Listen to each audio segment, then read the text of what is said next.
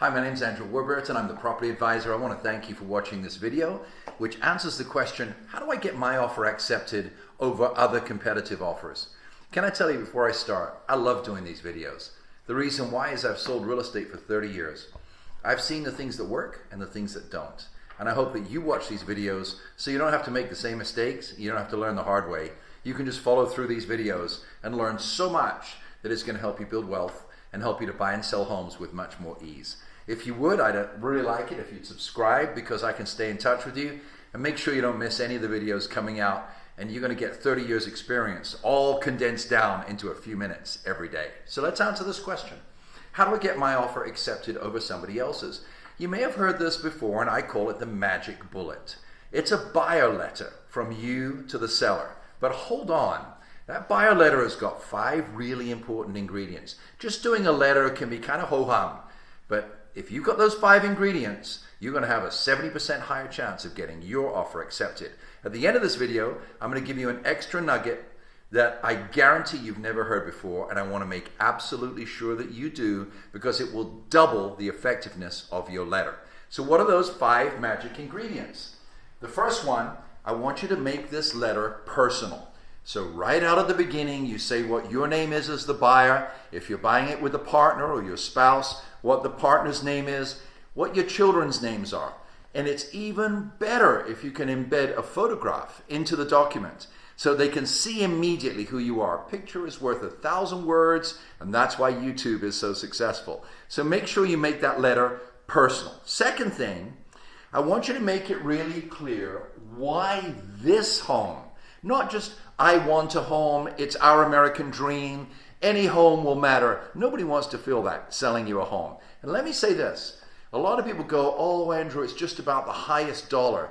Very often I've seen over 30 years, that's not necessarily true.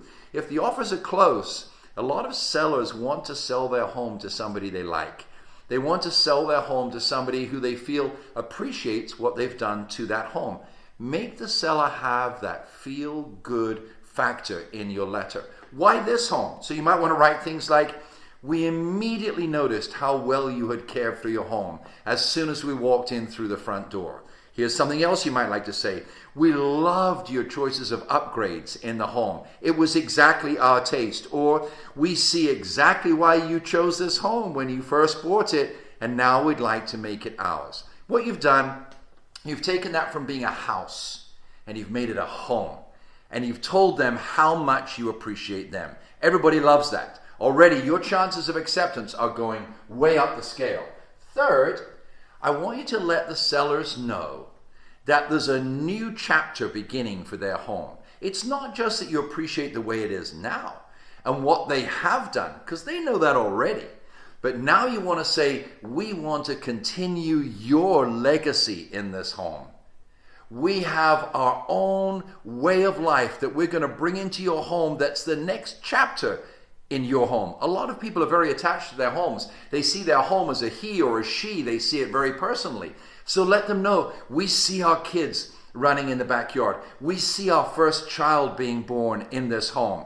It's really close to the lake. I saw your fishing tackle, and I can't wait to continue the fishing legacy in your home. I saw the boat beside the house, and our kids will love, or our friends will love, to join us boating so that we can continue your legacy.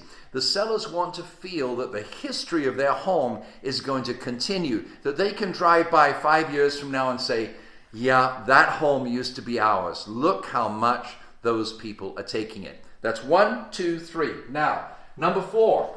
Very, very important. I want you to tell the sellers about your character. This is different to, I'm Bob, she's Betty, and the kids are Elizabeth and Sam. This is going into your character. Let the sellers know what contribution you've made to your country and to your community. If you've had military service, if you're a first responder, if you work in the medical field, if you donate time to an organization that helps the homeless, or it's rather like, applying for a scholarship to university.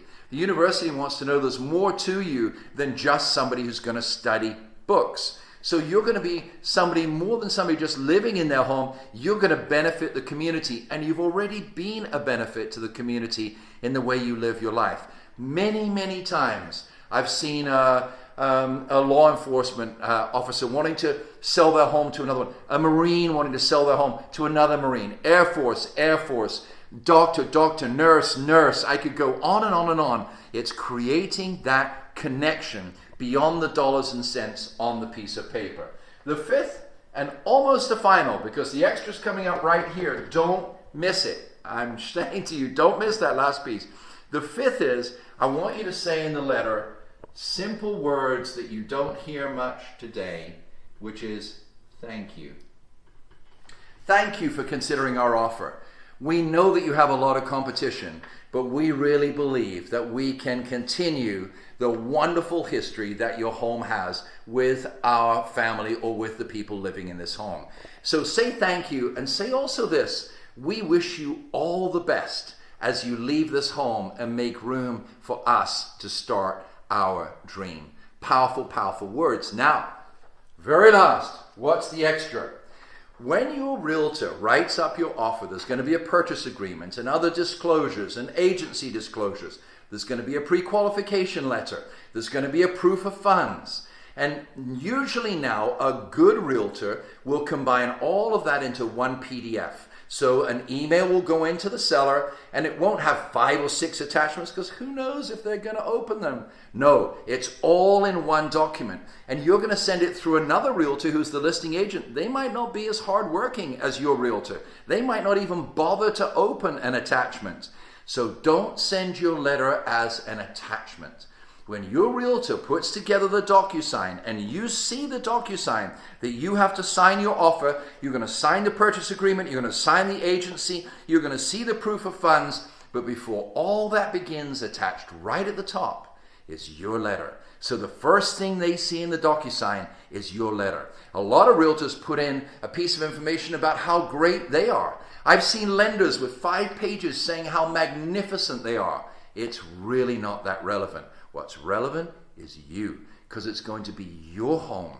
You're speaking to the seller on a personal level, just like I'm speaking to you now. I hope these tips help, because they will dramatically improve your success in getting your offer accepted over the competition. I really hope you subscribe. I really hope you join in with me in this conversation that took me 30 years to learn, and I love to share it with you. All the best as you search out your American dream. Thanks for watching.